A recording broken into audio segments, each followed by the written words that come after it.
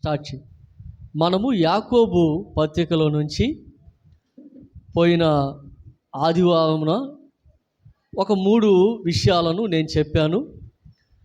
మన అంశం ఏమిటంటే నిజమైనటువంటి క్రైస్తవుని యొక్క లక్షణాలు. నిజమైనటువంటి క్రైస్తవుని యొక్క లక్షణాలు అనేటటువంటి అంశాన్ని మనము ధ్యానం చేస్తూ వచ్చాము. పోయిన వారం ఒక 3 విషయాలను చెప్పాను. ఈ వారము ఇంకొక 4 విషయాలని చెప్తాను. నిజమైనటువంటి క్రైస్తవుని యొక్క లక్షణాలు.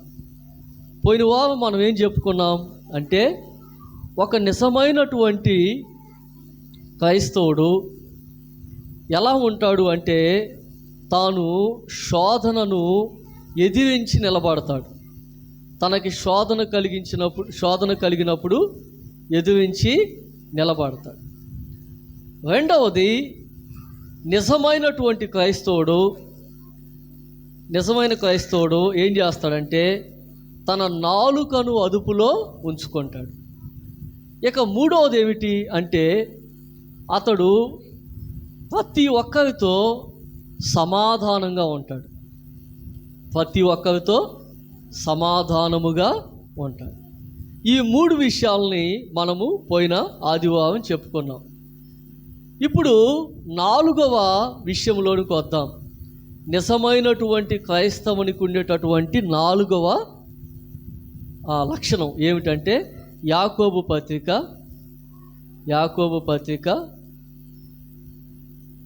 2వ అధ్యాయం 1వ వచనం నుంచి చదువుకుందాం.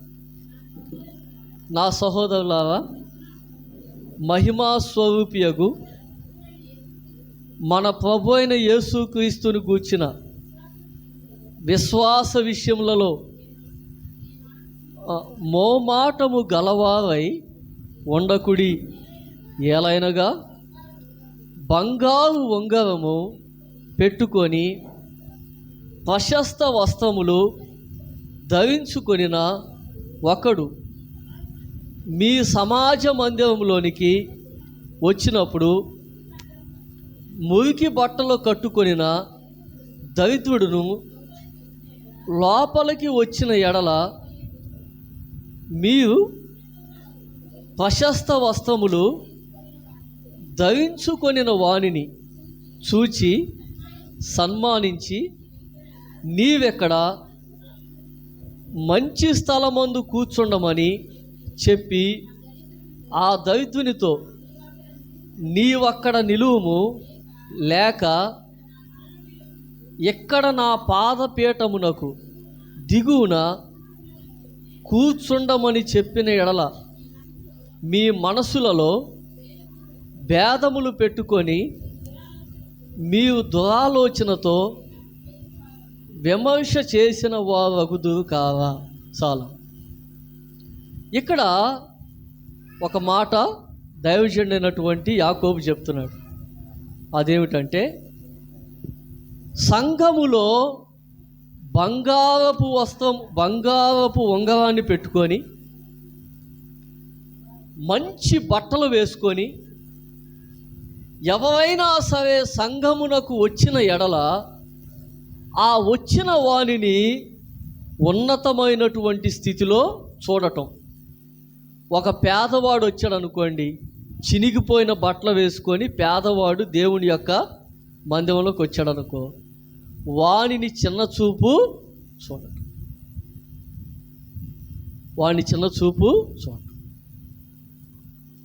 అలాగ గనక చేస్తే దేవుని యొక్క వాక్యం ఏం చెబుతుందంటే మనము పక్షపాతము కలిగిన వారము.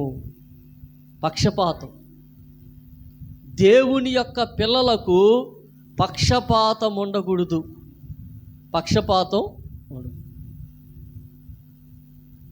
ప్రతి ఒక్కళ్ళ విషయంలో మనము న్యాయంగా, అందుకే బైబిల్ ఏం చెప్తుందంటే మనము సమానముగా ప్రేమించాలి. ఒకళ్ళని ఎక్కువగా ఒకళ్ళని తక్కువగా చూడటానికి లేదు. మనము ప్రతి ఒక్కరి ఎడల సమానమైనటువంటి ఆ యొక్క ఆ యొక్క సమానమైనటువంటి ఆ యొక్క కోణము అనేది ఉండాలి అని దేవుని యొక్క వాక్యము చెప్తాం. స్వతహాగా హైందవ పురాణాలలో లేదంటే మనుధర్మ శాస్త్రంలో ఏమనుండిద్దంటే కుల వ్యవస్థ ఉంది. హైందవ మతంలో కుల వ్యవస్థ ఉంది. హైందవ మతానికి ఆ యొక్క మూలం ఏంటంటే కుల వ్యవస్థే. కుల వ్యవస్థ అంటే ఏమిటి? వాళ్ళు ఏమి నమ్ముతారంటే బ్రహ్మ యొక్క నోటి నుండి వచ్చిన వాడు బ్రాహ్మణుడు, అతడు పూజ చేయాలి. బ్రహ్మ యొక్క భుజముల నుండి వచ్చిన వాడు క్షత్రియుడు, అతడు రాజ్యమును ఏలాలి. బ్రహ్మ యొక్క కడుపు నుండి వచ్చిన వాడు వైశ్యుడు, అతడు వ్యాపారం చేయాలి. బ్రహ్మ యొక్క పాదాల దగ్గర నుంచి వచ్చిన వాడు శూద్రుడు, అతడు జీవితకాలం అంతా వెట్టి చాకిరి చేయాలి. కాబట్టి దేవుని బిడ్డలారా, కానీ క్రైస్తవ్యంలో కుల వ్యవస్థ లేదు. వీళ్ళు నా వాళ్ళు, వాళ్ళు పరాయి వాళ్ళు అని చూస్తానికి. కాబట్టి దేవుని బిడ్డ, దేవుని యొక్క వాక్యం ఏం చెప్తుందంటే మనము పక్షపాతము చూపించకూడదు. ఎవరి విషయంలో కూడా పక్షపాతం అనేది ఉండదు. న్యాయం అనేది ఉండాలి, యథార్థత ఉండాలి, నిజాయితీ ఉండాలి. మన వాళ్ళకైతే ఒక న్యాయము, ఎదుటి వాళ్ళకైతే ఇంకొక న్యాయం అనేది అది ఎంత మాత్రం దేవుని బిడ్డలకు తగదు. నేను నా కుటుంబ సభ్యులు వలన నేను ద్వేషించబడటానికి కారణం ఇదే. నేను పక్షపాతం లేకుండా మాట్లాడేవాడిని. నా కుటుంబ సభ్యుల విషయంలో పక్షపాతం లేకుండా మాట్లాడేవాడిని. అలా మాట్లాడటం వలన వాళ్ళు నన్ను ద్వేషించడం మొదలుపెట్టారు. కానీ మనుషులు ద్వేషించినా పర్వాలేదు, దేవుడు మనల్ని ప్రేమిస్తాడు. మనకి పక్షపాతం లేనప్పుడు,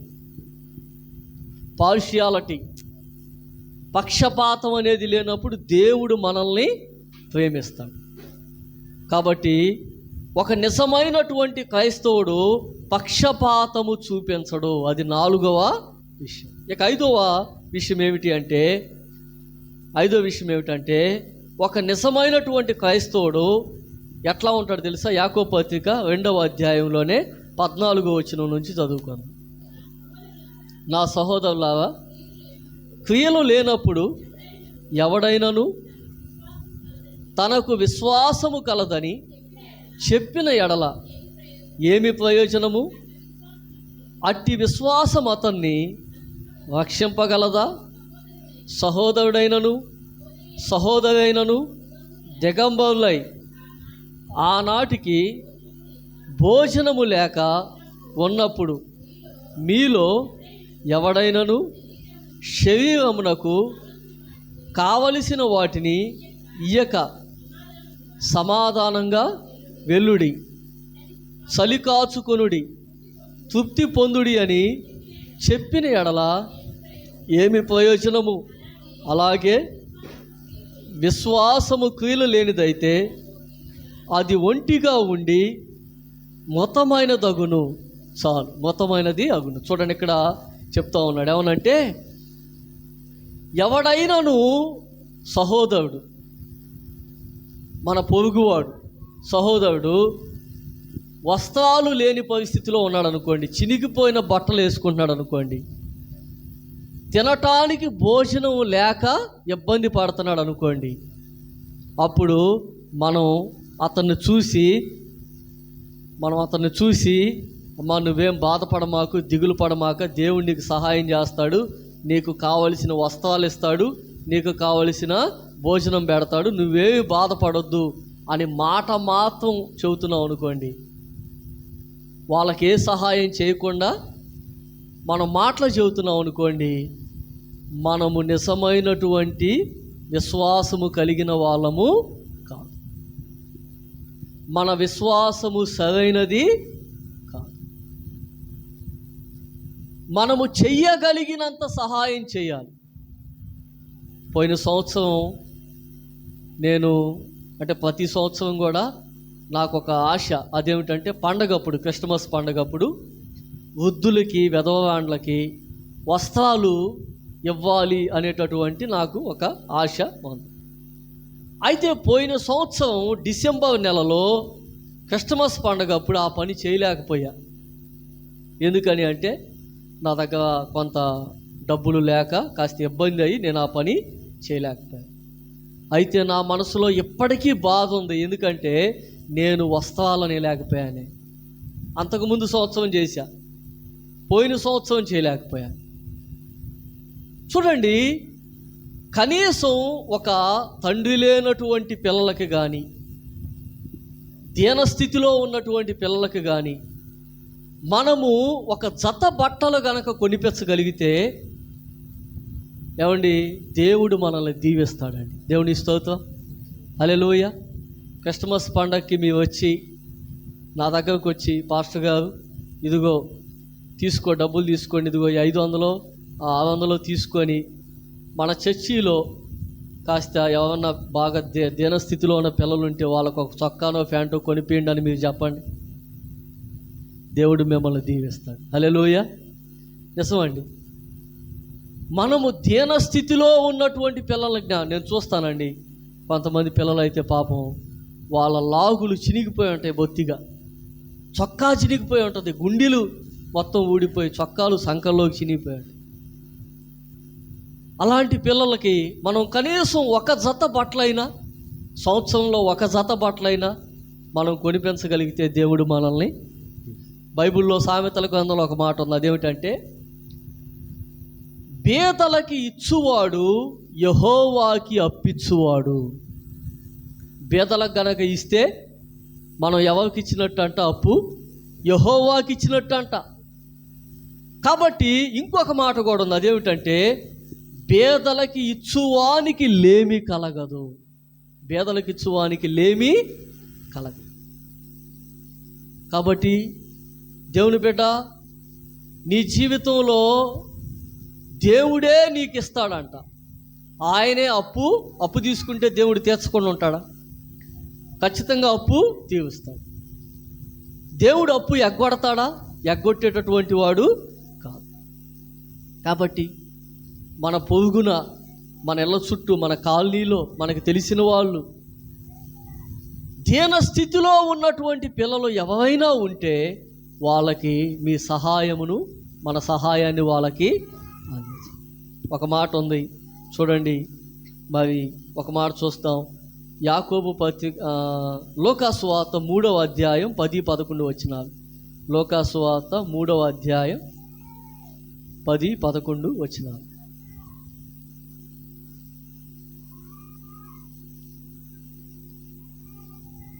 అందుకు జనులు,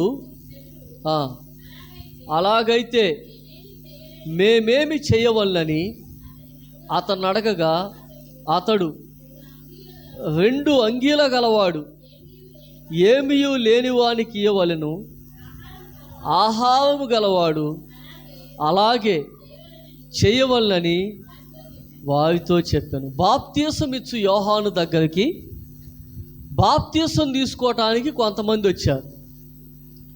ఆ బాప్తీసం తీసుకోవటానికి వచ్చినటువంటి వాళ్ళతో చెబుతున్నాడు, ఏమనంటే 2 అంగీలు కలిగిన వాడు ఒక్క అంగీ కూడా లేని వానికి ఒక అంగీ ఇచ్చారు. రెండవది, ఆహారము గలవాడు ఆహారము లేని వానికి. ఏమండి, ఎందుకని కుటుంబాలలో భయంకరమైన పేదరికం ఎందుకో చెప్పనా? ఎందుకని పేదరికం చెప్పనా? ఒకవేళ నాకు తెలిసిన ఒక కారణం చెబుతా. అదేమిటంటే, భర్త కనుక త్రాగుబోతైతే ఆ కుటుంబంలో పిల్లలు చాలా ఇబ్బంది పడతారు. ఒకవేళ భర్త కనుక త్రాగుబోతైతే కుటుంబం గడవటం చాలా కష్టమైపోద్ది. పిల్లలకి సరైనటువంటి వస్త్రాలు ఉండవు, కుటుంబం జరగటం చాలా ఇబ్బంది. కాబట్టి దేవుని బిడ్డలారా, పల్లెటూరులో కానీ పట్టణాల్లో కానీ ఎక్కడైనా ఎందుకని కుటుంబాల్లో ఇటువంటి బాధ, ఇబ్బంది, పేదరికం అంటే ఆ కుటుంబ యజమానుడు సరైనటువంటి విధానం, అతను పని చేయలేకపోవటం వల్ల, తాగటం వల్ల, తీసుకొచ్చినటువంటి ధనం అంతా తీసుకొని వెళ్ళి, కుమార్ బాబు ప్యాంట్ ఏందమ్మా చినిగిపోయింది, అంతేనా? దేవుని స్తోత్రం, హల్లెలూయా. అంతేనా లేకపోతే ఫ్యాషనా? నిజం చెప్పు. హల్లెలూయా. కాబట్టి దేవుని యొక్క వాక్యం ఏం చెప్తా ఉంది అంటే, మనము భేదలను జ్ఞాపకం చేసుకోవాలి. తర్వాత ఇంకో మాట చూడండి. మత్తయి సువార్త 25వ అధ్యాయం 40వ వచనం. మత్తయి సువార్త 25:40. అందుకు రాజు, మిక్కిలి అల్పులైన ఈనా సహోదరులలో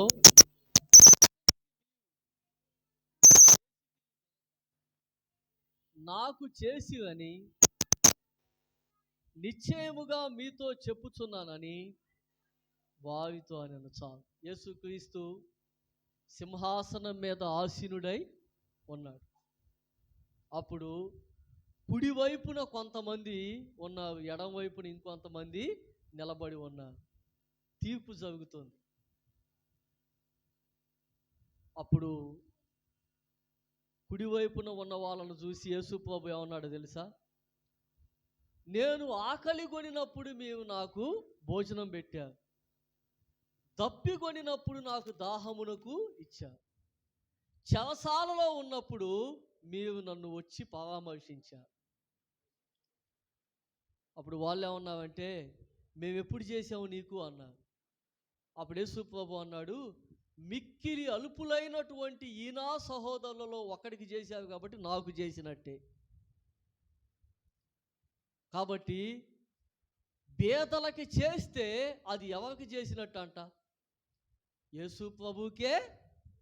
బేదలకి కనుక మనం ఇస్తే అది యేసుక్రీస్తుకే ఇచ్చినట్టు. కాబట్టి దేవుని బిడ్డ, దేవుని యొక్క వాక్యం ఏం చెప్తా ఉంది అంటే, నేను బేదలను జ్ఞాపకం చేసుకోవాలి.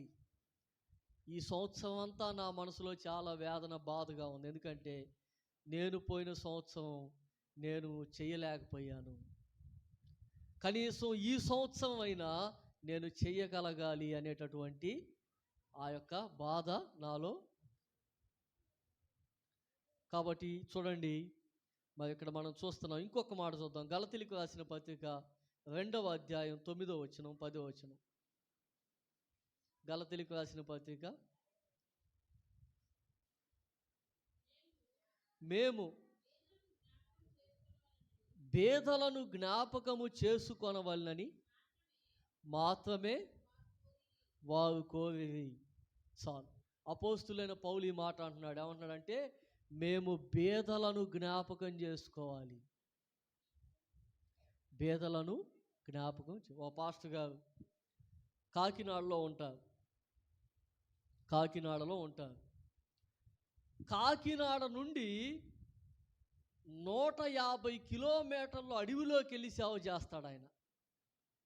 కాకినాడ నుండి 150 కిలోమీటర్లు అడవిలో వెళ్తే అక్కడక్కడ ఒక 100 మంది 50 మంది తండాలు ఉంటాయి. అక్కడ సేవ చేస్తాడు ఆయన. ప్రతి శనివారం వెళ్ళిపోతాడు, బండి మీద వెళ్ళిపోతాడు. అక్కడ ఆ ఆదివాసీ ప్రజలు ఉంటారు. ఆదివాసీ ప్రజలు అసలు వాళ్ళకి నిజంగా ఈయన వెళ్ళిన కొత్తలో కనీసం బట్టలు కూడా లేవంట. వాళ్ళకి ఒంటి మీద స్త్రీలు కానీ పురుషులు కానీ వస్త్రాలు కూడా లేవంట. ఈయన వెళ్ళి, అయ్యా అట్లా ఉండకూడదు, మేము ఇట్లా బట్టలు వేసుకోవాలి అని చెప్పి పాస్టర్ గారు నేర్పించాడు. వాళ్ళ మధ్యలో చిన్న గుడిసేసాడు. గుడిసేసి సేవ చేస్తున్నాడు. పాస్టమ్ గారిని తీసుకొని 150 కిలోమీటర్లు వెళ్తాడు. అడవిలోకి వెళ్ళి ప్రత్యేకంగా ప్రతి ఆదివారం, దాదాపుగా నాకు తెలిసి ప్రతి ఆదివారం మరి సందర్భాన్ని బట్టి ఏం చేస్తాడంటే ఆయన భోజనం వండి వాళ్ళకి పెట్టి వస్తాడు. ఆయన ఒక మాట చెప్పాడు. ఏమని చెప్పాడంటే, ఆయన 15 సంవత్సరాలు అవుతుంది ఆయన సేవ ప్రారంభించి. 15 సంవత్సరాల క్రితం వాళ్ళ భోజనం ఏంటి అని అడిగితే ఆయన ఏం చెప్పాడు తెలుసా? అడవిలో ఉన్నటువంటి జంతువుల్ని వేటాడి వాటిని కాల్చుకొని తినేవాళ్ళు అంట. వంట వండుకోవటం చేత కాదంట వాళ్ళకి, కాల్చుకొని తినేవాళ్ళు. ఈయన వెళ్ళి వంట ఎట్లాగ చేయాలో వాళ్ళకి నేర్పించాడు. వంట ఎట్లా చేయాలో వాళ్ళకి నేర్పించి ఇప్పుడు వాళ్ళు బట్టలు వేసుకోవటం, వంట చేయటం. ఆయన వెళ్ళిన కొత్తల్లో, అయ్యా నీకెంతమంది భార్యలని ఎవరన్నా అడిగితే, క్షమించండి, నీ భార్య ఏది అని అడిగితే ఒక్కొక్క వ్యక్తి నిలబడి లెక్కేసి చెప్పేవాళ్ళంట. ఏమో 1, ఏమో 2, ఏమో 3 అని 3 4 చూపించేవాళ్ళంట. పిల్లలు ఎంతమంది అంటే ఒక్కొక్కరికి 10 నుంచి 15 మంది అంట. 10 నుంచి 15 మంది పిల్లలు. వాళ్ళకి తెలియదు అసలు ఏమి. 3 4 చేసుకోవటం, 10 మంది 15 మంది పిల్లల్ని.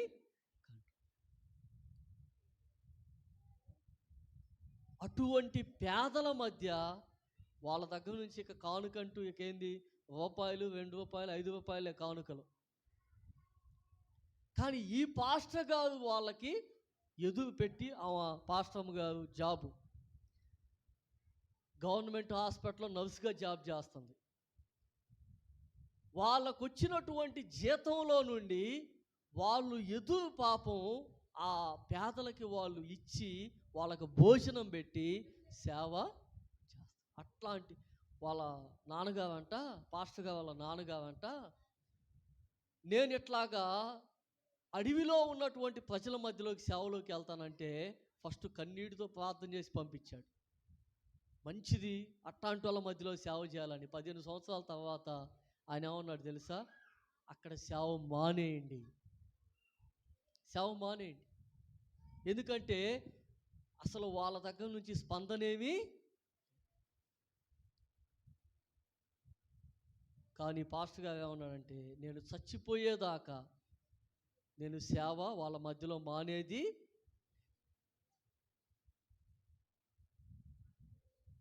ఎన్ని సంవత్సరాలు, 15 సంవత్సరాలైనా వాళ్ళు దేవుణ్ణి నమ్ముకున్నారు, బాప్తిసం తీసుకున్నారు, కానీ ఇప్పటికీ సేవకుడికి కనీసం భోజనం పెట్టాలి, ఆయన 150 కిలోమీటర్ల నుంచి వస్తున్నాడనే సత్యం వాళ్ళకి తెలియదంట. మీవన్నా నాకు చక్కగా కాఫీ ఇస్తున్నారు, టీ ఇస్తున్నారు, భోజనం పెడుతున్నారు, మంచి కానుక ఇస్తున్నారు.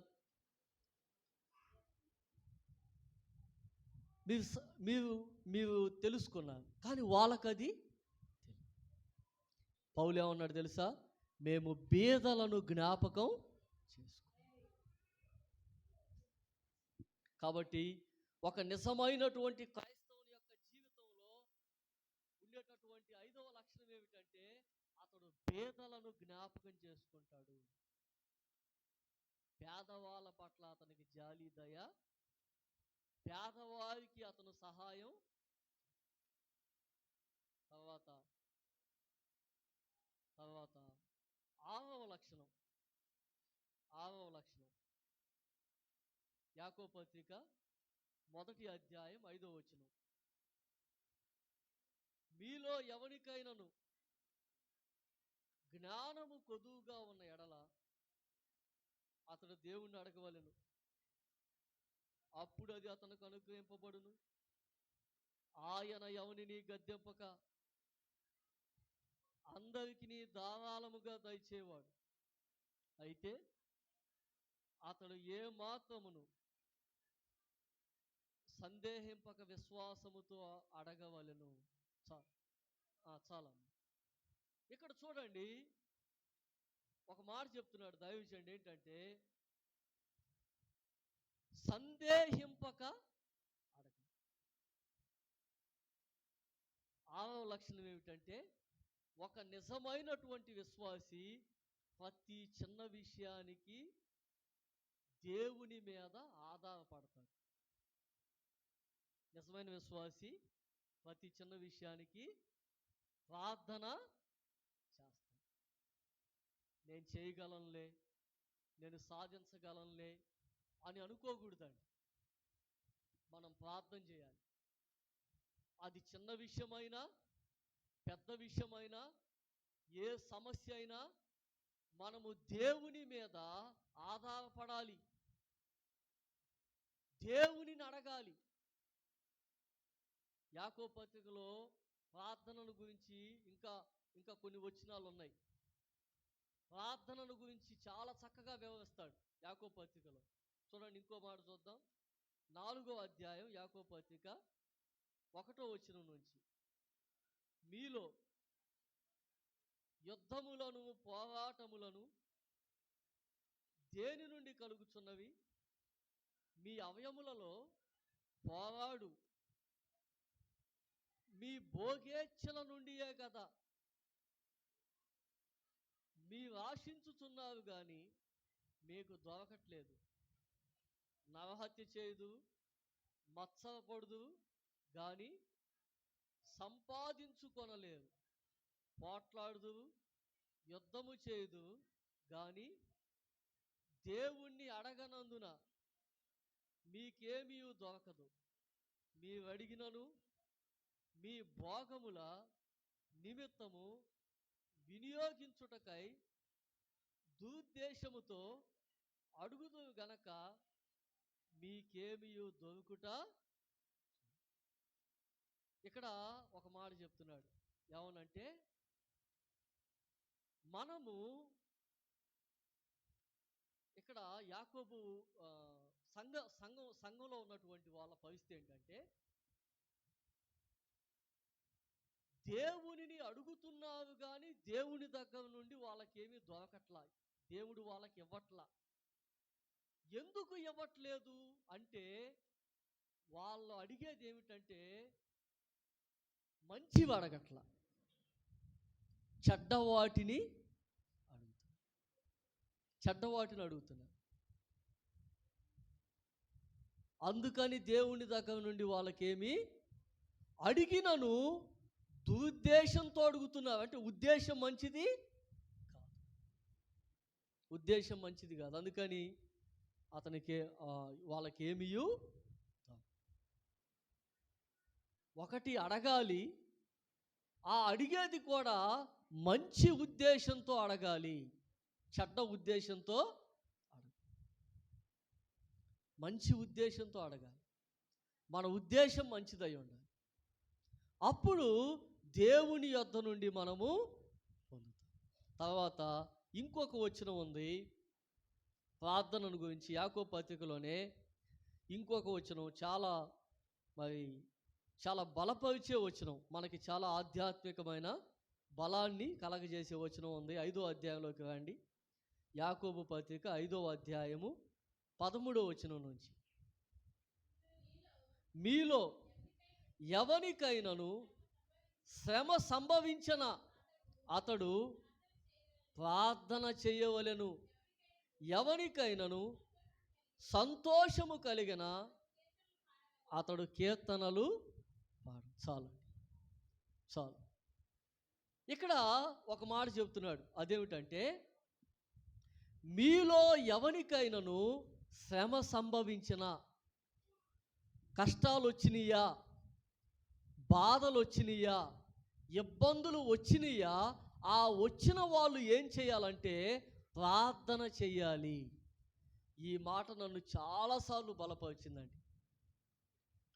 శ్రమ వచ్చినప్పుడు ఏం చేయాలి? ప్రార్థన చేయాలి. ఏ సమస్య వచ్చిందో, ఏ ఇబ్బంది వచ్చిందో, ఆ సమస్య నిమిత్తము, ఆ ఇబ్బంది నిమిత్తము మనము ప్రార్థన. నేనైతే ఏం చేస్తానంటే, నా ప్రాక్టికల్గా నేను చెప్తున్నా, నేనేం చేస్తానంటే నాకు వచ్చినటువంటి సమస్యను రాసుకుంటా, నోట్స్లో రాసుకుంటాను. డేట్ కూడా వేస్తా. డేట్ కూడా వేసి నేనేం చేస్తానంటే ప్రతిరోజు ఆ విషయం కోసం ప్రార్థన చేస్తాను. మీకోసమైనా అంతే.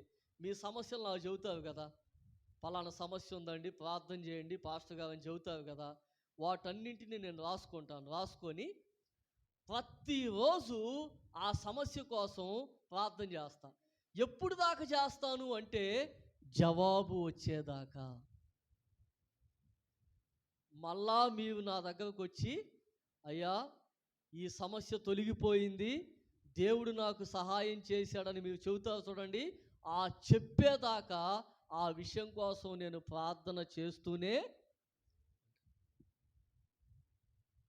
కాబట్టి ఏ విషయమైనా, అది చిన్న విషయమైనా పెద్ద విషయమైనా, ఏ సమస్య అయినా, ఆ విషయం కోసం దేవుని దగ్గర నుండి మనకి జవాబు వచ్చేదాకా ప్రార్థన చేస్తూనే. నేను మా బైబిల్ టీచర్గా రాము గారిని ఒక ప్రశ్న అడిగా. ఏమనంటే, మీరు ఎట్లాగ ప్రార్థన చేస్తామండి అని అడిగా. అప్పుడు ఆయన ఏం చేశాడు తెలుసా? నేను ప్రార్థన చేయటానికి నా దగ్గర 5 నోట్సులు ఉన్నాయి అన్నాడు. 5 నోట్సులు పెట్టా అన్నాడు. నాకు ట్యాబ్ ఉంది కాబట్టి ట్యాబులోనే 5-6 నోట్సులు పెట్టా. ఆయన మామూలుగా ఫిజికల్గా పెట్టాడు. ఈ 5 నోటు పుస్తకాల్లో నేనేం చేస్తానంటే, కుటుంబానికి సంబంధించి ఒక నోటు బుక్, ఒక్కొక్క పేజీలో ఒక్కొక్కరి పేరు రాస్తాను. ఆ పేర్ల కింద వాళ్ళ సమస్యలన్నీ రాస్తా. సంఘానికి సంబంధించి ఒక నోటు బుక్, స్నేహితుల కోసం ఒక నోటు పుస్తకం, అట్లా 5 పుస్తకాలు పెట్టా. 5 పుస్తకాల్లో కోసం ఒకరోజు ఒక పుస్తకంలో విషయాల కోసం ప్రార్థన చేస్తే, రెండో రోజు ఇంకొక పుస్తకం తెరిచి ప్రార్థన చేస్తా. అట్లాగా నేను ప్రతి దినము ప్రార్థన చేస్తాను.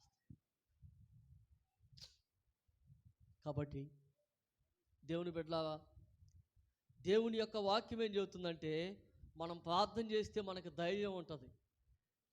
నేను దేవుణ్ణి అడుగుతున్నాను కాబట్టి దేవుడు నాకు సహాయం చేస్తాడు. ప్రార్థన చేయకపోతే మనకు ధైర్యం ఉండదు, మనం భయపడతాం. కాబట్టి ఒక నిజమైనటువంటి విశ్వాసం ఏం చేస్తాడంటే ప్రార్థన చేస్తాడు. ఏం చేస్తాడంటే ప్రార్థన ప్రతి విషయం కోసం దేవుని సన్నిధిలో ప్రార్థన. ఇక చివరిగా ఒక మాట చెప్తాను. చివరిగా చూడండి, యాకోబు పత్రిక 4వ అధ్యాయము 13వ వచనం నుంచి చదువుకుందాం. నేడైనను రేపైనను ఒకానొక పట్టణమునకు వెళ్ళి అక్కడ 1 సంవత్సరం ఉండి వ్యాపారం చేసి లాభము సంపాదింతుము రండని చెప్పుకొను వాళ్ళారా, రేపేమి సంభవించునో మీకు తెలియదు. మీ జీవము ఏపాటిది, మీరు కొంతసేపు కనబడి అంతలో మాయమైపోవు, ఆవిరి వంటి వారే. గనుక ప్రభు చిత్తమైతే మనము బ్రతికి ఉండి ఇది అది చేతుమని చెప్పుకొనవలెను. చాలు. ఖమ్మంపాడులో ఈ సమస్య ఎక్కువ ఉందండి.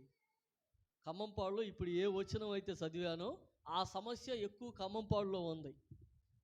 వాళ్ళు ఏం చేస్తారంటే, మనోళ్ళు ఖమ్మంపాడులో చెప్పా పెట్టకుండా గ్రామాన్ని విడిచి వలస వెళ్ళిపోతారు.